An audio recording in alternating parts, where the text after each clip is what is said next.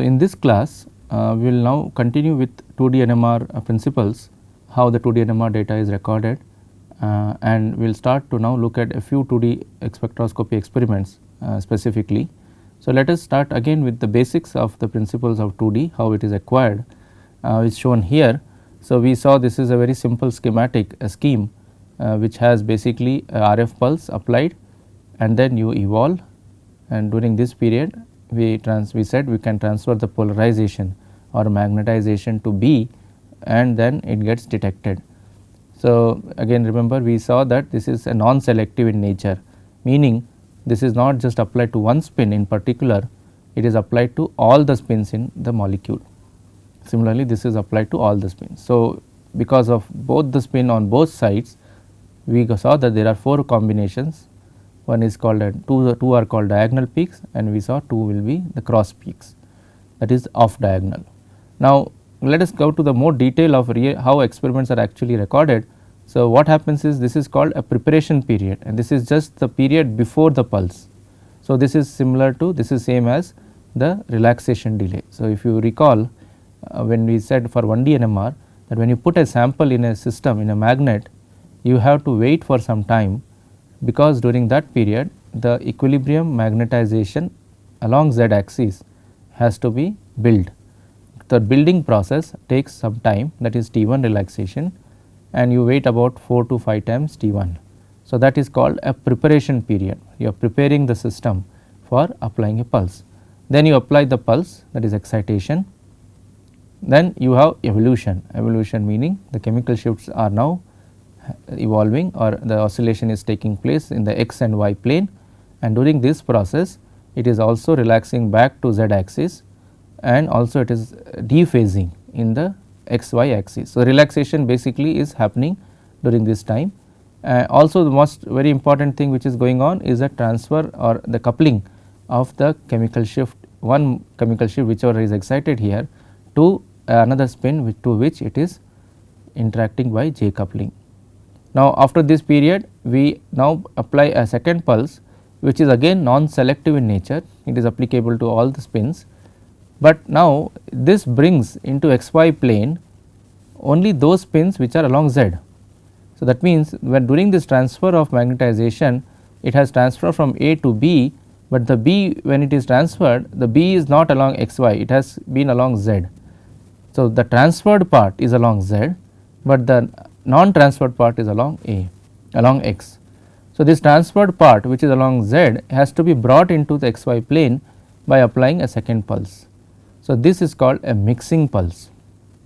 Why is it called a mixing? Because we are mixing the magnetization from A to B, because the transfer took place here, but transfer does not mean it can be detected, because after transferring the second spin is still along z axis. So, that has to be brought into xy axis plane by applying a pulse, and that is called mixing pulse, and then after that we start detecting the spin evolution of the second nucleus which has now been excited, and that is a physical detection, that is called the FID, means signal is inducing a current or EMF in the coil similar to what we saw in 1D. So, this is actually like a 1D FID. So, this scheme is shown again in this picture. So, we have a preparation period which before applying the pulse, we apply the pulse, we have an evolution period, and then we have a mixing pulse, and then it is an evolution again because the second spin. So, this process is repeated n number of times. So, this is the preparation period which is relaxation delay. So, now we are applying RF pulses. So, this process is repeated a number of times. So, that is called a scan. So, one scan means one single whole process which goes from relaxation delay to the end of the acquisition. Acquisition means end of this. Then you again go back to this period when during the relaxation, wait for the complete relaxation delay, then start applying a pulse. So, this like that you can keep on doing this n number of times, and that is how we call the number of scans. So, this is basically called signal averaging, because we are trying to get rid of the noise by averaging out the noise. So, signal is enhanced.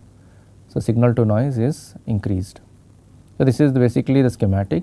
Now we will start moving into more specific experiment. So, in this course we are not going to cover the entire 2D NMR gamut of experiments, because that will basically take a very large amount of time. So, I would only focus on a few key important experiments 2D NMR, which is typically used by 90% of the chemists who use it in their organic chemistry for organic molecules. Also it is the experiments which are used by peptide chemists, because peptides also we do work with homonuclear NMR. So, this is called as a homonuclear NMR experiment. Homonuclear meaning, remember, is proton to proton correlation or carbon to carbon correlation, both are the same nucleus. So, we use the word homonuclear. Then we will look at the heteronuclear, meaning we are now using carbon and proton together, and in one axis will be carbon, another axis will be hydrogen, or you can use carbon and nitrogen or any combination of heteronucleus. But 90% of the experiments are typically proton to carbon, but proton to nitrogen is also very popular in the case of analyzing when we analyze biomolecules. So, we will look at specifically these 3 experiments only, 2D NMR, and this basically illustrates a lot of principles of 2D NMR. And when we do the application part, this are also all this will be useful, because as I said, mainly these are the set of experiments used by a maximum number of people for their research analysis. So, now if you look at the names, NMR is full of jargons or full of names, acronyms. So, that is these acronyms one should know from where they come. So, that is what is shown here. So, COSY is the most famous 2D NMR experiment. In fact, one of the first experiments which was published, and the 2D NMR started its beginning from there, that is by Richard Hunt, but the ideas were already known before Richard Hunt published. So, the idea of COSY, with the word COSY comes from this correlation spectroscopy. TOCSY comes from total correlation spectroscopy. So, we will see this as we go along. So, you can see there are many interesting acronyms, and these have become basically the jargon in NMR. And similarly here use the word HSQC, which says heteronuclear single quantum correlation. So, the words, each one of them sounds very technical. So, we will not go into details of why this, what is quantum, single quantum and so on, because the Tech 4 course is more on focused on the basic aspects, but we will see now, we will see later on how these experiments are useful. So, let us start from the first experiment, which is correlated spectroscopy, or you can say correlation spectroscopy. So, remember in NMR every experiment has an associated with it a pulse sequence. So, we defined that pulse sequence earlier. Pulse sequence is basically the blueprint of how an NMR experiment works. Okay. So, for example, if what is a pulse sequence for a 1D, it is nothing but a simple one pulse. But what is a pulse sequence for a 2D? It will have not just one pulse, it will have a pulse, it will have some delay which is called evolution, then it will have another pulse which is called mixing, and then acquisition. So, you see there are series of pulses applied and a delays in between. So, we use the word pulse sequence for the complete sequence. So, now let us look at this homonuclear COSY experiment. So, this is how it works. So, you have a 90-degree pulse. So, now we will start using little bit more technical terms. So, this pulse which I earlier labeled it as RF pulse is basically a 90-degree pulse, means RF flip angle. The flip angle is 90-degree and it is applied along the x axis. So, what basically it means that magnetization which is from z axis before this pulse is flipped by 90 degrees and it comes to the xy plane, and then during this period it evolves. So, this is what we already saw.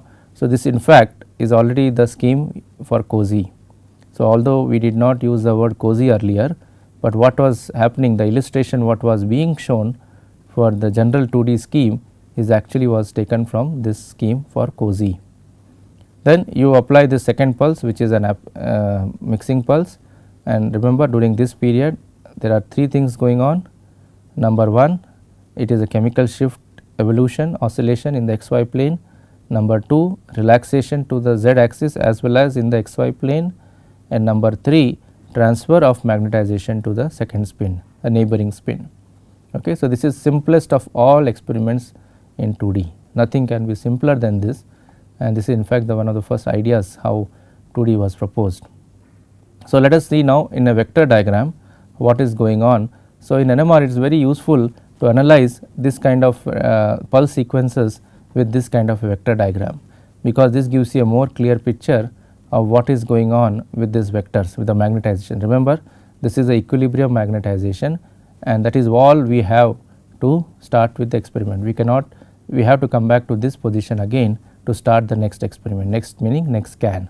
So, every scan, again remember in the previous slide we saw every scan you have to come back to equilibrium, and for that you have to wait for 3 to 5 times the relaxation delay, 3 to 5 times the T1 relaxation, and that is called relaxation delay, and that period is about few seconds or it can be few tens of seconds depending on the T1 value. So, therefore, we will start from here, which is already assuming that it has come to equilibrium. Then I apply a pulse. So, when I apply a pulse, the magnetization has come by 90 degrees from z axis, and this is what is basically because of this RF pulse. And remember, I am ignoring this where it is along x or y, I will simply use the word xy, means it is in the horizontal xy plane. But technically speaking, this is not really the correct way to say, but for understanding purpose we can say generally that whatever be the pulse here, whether it is x or y, we still will use the word that it is in the xy axis plane. So, now when it has come to the x axis, let us say the cosine omega t is the evolution part, that is how it is FID is evolving, chemical shift is evolving during T1. So, that is shown by this arrow black color here, that it is simply turning around. So, this is the oscillation which is going on in the xy plane because of this chemical shift omega A. But remember, there is also what is happening is the dephasing in the xy plane, and that is not shown here, and dephasing is basically the T2 relaxation. So, that part I am not going to show here.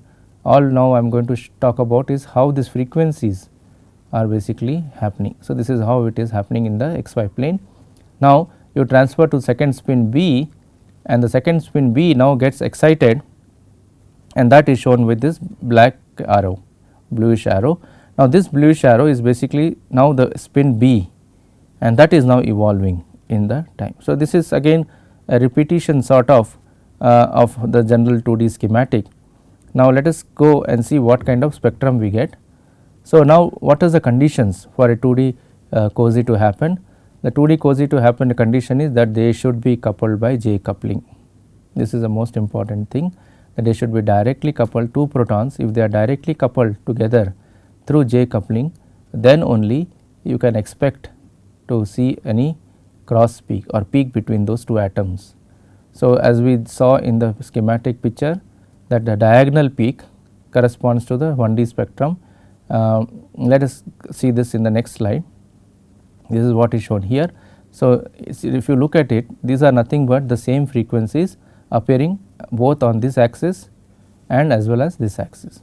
So, there is nothing but a simple 1D information. Suppose I had recorded a 1D of this molecule, I would have got two peaks at A and B, right. So, hydrogen atom, two hydrogen atoms at A and B protons. So, I would have got two peaks.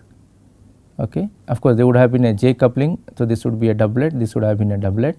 So, in a 2D also, although we are not showing here, there is a doublet hidden here, there is a doublet here, there will be a doublet here in both the dimension. So, remember in NMR the coupling will appear in 2D NMR, the coupling will appear in both axes. Why? Because if you go back to this picture, this is also like a 1D and this is also like a 1D. Therefore, if there is a coupling here splitting because of J coupling, the J coupling splitting comes here also. Of course, this is the 1D standard 1D spectrum, but this is also like a 1D. So, therefore, in a 2D, although we do not show like this, I am showing only like a circle here, because I am trying to explain qualitatively, but in reality you will actually get two peaks doublet here also for A if it is coupled to B, and similarly in this side this B also will show two coupling doublet to A. Similarly, in this dimension, the horizontal, here also it will have a doublet and here also it will have a doublet. So, what will be the case? Let us see this pictorially now. Let me explain. So, if you see, we have basically a doublet in the T1 part. Let us say we are looking at A, and here also we will have a doublet. again let us say we are looking at A. So, what you will get is this to this will give you one peak, this to this will give another peak, this is another peak, this is another peak. So, you will see 2 into 2, 4 peaks. So, basically this whole thing is actually like this. Okay. So, inside this peak red color A, you are basically having 2. Similarly, if you see here, if you zoom this, here also you will get 4 peaks because of J coupling on this side and J coupling on this side. Okay. So, what you are basically getting inside this blue peak is of B is basically 4 smaller peaks. So, that is what is there. So, but of course, we will not consider those smaller multiplets inside the peak, because for as far as this 2D is concerned, remember why are we doing 2D NMR? We are doing 2D NMR not for measuring the couplings. We are using 2D NMR for using the couplings to transfer the energy magnetization from A to B. So, our interest goal is not to measure J coupling. So, for if you want to measure J coupling, you can always do it from a 1D NMR, but our goal is to correlate two frequencies. So, when we correlate, we only then look at the center of the peak. So, our focus will be at the center. So, this whole thing will be now our center is actual value chemical shift, because remember the chemical shift of A is not this or this, it is at the center. Similarly, the chemical shift of A is again here the center. So, our center of this peak is our actual chemical shift value, and that is what we are interested in and not in the coupling.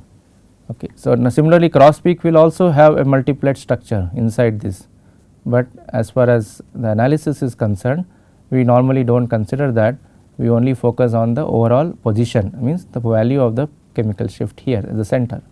Okay. So, you see this is marked as X because it is a cross peak. So, cross is X.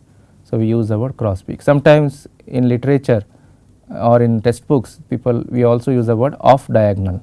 This is diagonal and this is off diagonal. So, keep this in mind. Third nomenclature which is used in literature is called transpose peak. So, if this is a peak, the transpose of this peak is here. Similarly, the transpose of this peak is here, similar to what we use in the matrix algebra nomenclature. So, these are the different terminologies which you will come across in the books as well as when I am talking about this. So, this is a diagonal peak and this is the cross peak. So, now let us just again look at a schematic for a molecule. So, I am not going to show you the actual spectrum here, but schematically what you expect to get if you record a 2D COSY on let us say this molecule. Okay. So, we have propyl chloride. So, this 1 here has got displaced. So, this is 1, this is 2. Okay. So, we are 1 is this, 2 is this and 3 is this. So, we are again remember we are looking only at the protons, hydrogen, we are not focusing on carbon. So, when you record a spectrum of this 1D NMR, this you will get something like this. Why is 1 is here? Because it is downfield shifted, again remember because of the inductive effect. Then 2 is little bit away and 3 is the last, because 3 is most away from carbon as chlorine. So, therefore, it is least de-shielded. So, it comes here. So, this is fine. Now, let us ignore the J multiplet pattern. So, remember again when we go to 2D NMR in this entire course, we will not be focusing on the J multiplet in 2D.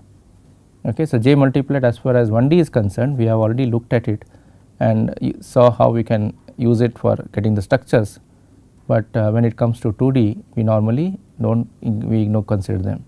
So, now let us come to the 2D here. So, I get a 2-dimensional plane. So, this is a 2D NMR. So, I am recording 2D of this spectrum. So, you will have a one axis which is T1 axis, that is all proton, and this is also proton. So, we are looking at 2D COSY, which is a homonuclear correlation experiment.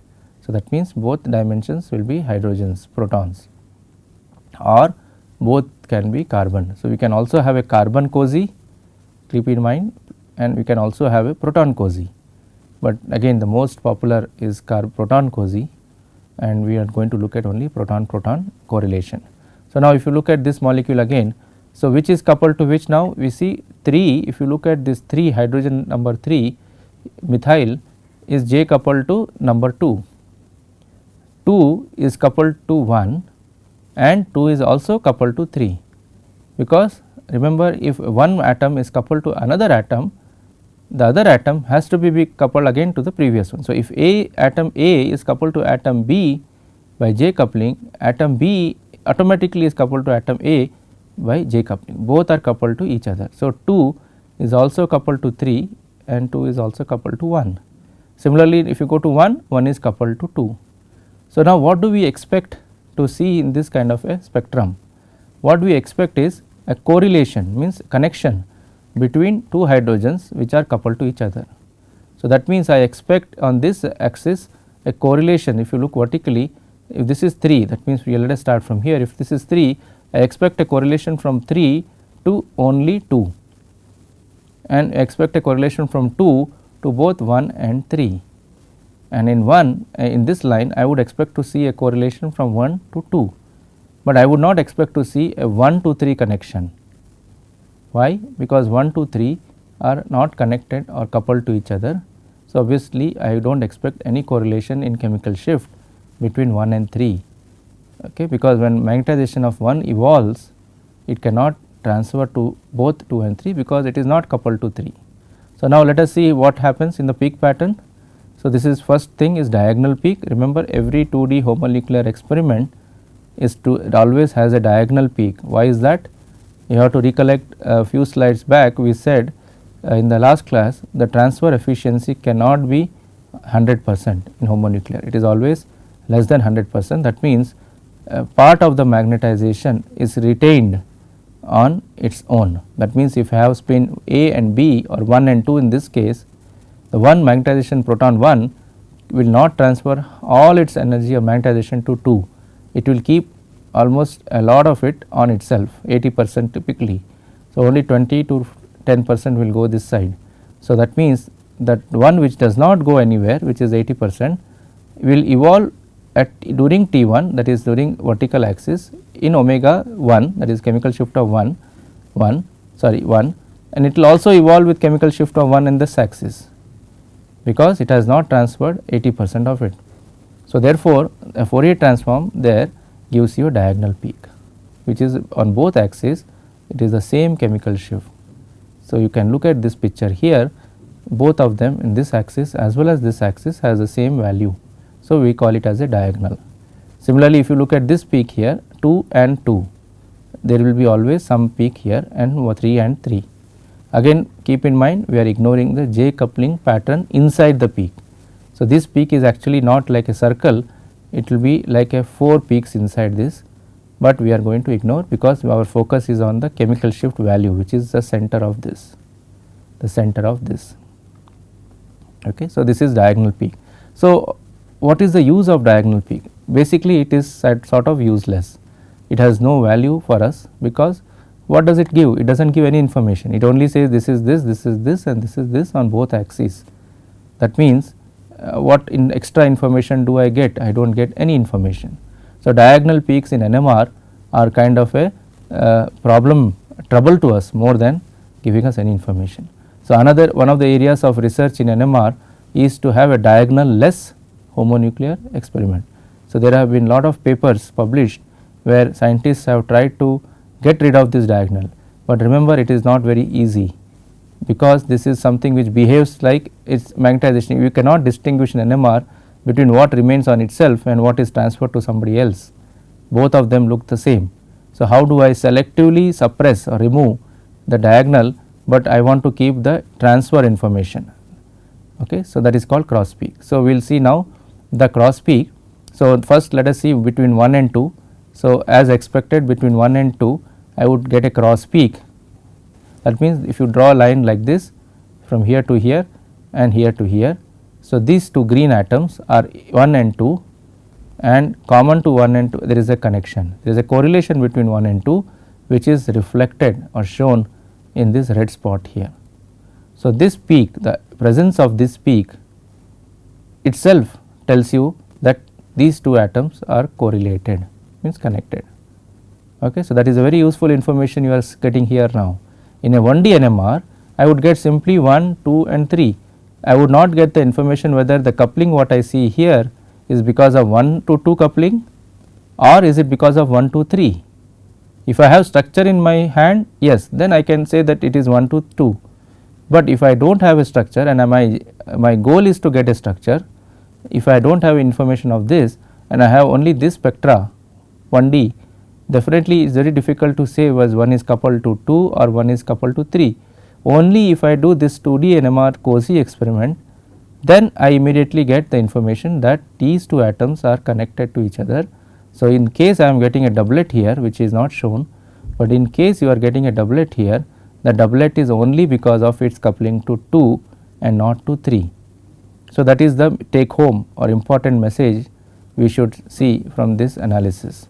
Similarly, if you look at this side, this is nothing but a transpose, means a mirror image, a reflection, because remember both ways the transfer takes place, it goes, energy goes from 1 to 2 as well as 2 to 1. So, we saw that in the previous slides and previous class. So, I expect a mirror image symmetry. So, this is an extra peak. Our interest is only on this one or this one, we do not need both, but it is sometimes good to have, so that we can confirm that this is really a correct peak. Now, let us move on to the second pair, which you see here between 2 and 3. I expect coupling between this 2 hydrogen and this 3, and that is also is shown here. So, this again confirms that if I, so what will be the peak pattern of 2? It will be a quintet. Why it will be a quintet? Because there are 2 protons, sorry, in fact it will be a sextet. Why it will be a sextet? Because there are 3 protons on one side, 2 on this side. So, the proton 2 you will get actually 6 peaks, but then that 6 peaks does not tell me to what it is coupled. Of course, in the case of this it is easy to say it has to be coupled to this side and this side, but if I have number of peaks, the sextet does not tell me any information to actually which other 2 hydrogens it is coupled, and that information coming from here. So, this says that 2 is coupled to 3 and also 2 is coupled to 1. So, this 2 is actually now 2 is also coupled to 1. So, this 2 is basically what is shown here, 2 is coupled to 1 and 1 is coupled to 2, and this 2 is also coupled to 3 and 2 is coupled to 3. But if you see these 2 peaks, there is no peaks here. Why? Because 1 is not coupled to 3. Okay. So, this line arrow which I am showing now is a indication of between coupling between 1 and 3, but there is no coupling, we do not expect any direct coupling from 1 to 3. So, in a COSY you will not get any cross peak between 1 and 3 for this molecule. Similarly, from here you will not get 3 to 1 connection. So, this portion will be empty. So, only peaks you will get is this red color cross peaks, the green color diagonal peaks and the blue color cross peaks. Okay. So, this is how basically it helps you to figure out what are the coupling patterns in a molecule by simply recording the experiment 2D homonuclear COSY, which is one of the simplest experiment.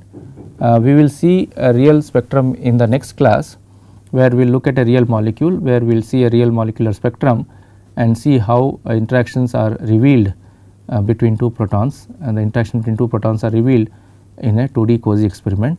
But remember again, 2D COSY experiment is only giving you connection between 2 protons which are directly coupled to each other. Okay. So, in the last example we saw it is not giving any cross peak between the protons 1 and 3, but there are interesting experiments which can also give 1 to 3 connection even though they are not directly coupled, and that is a very famous experiment called 2D TOCSY. So, in the next class we will go to 2D TOCSY along with some more examples of COSY.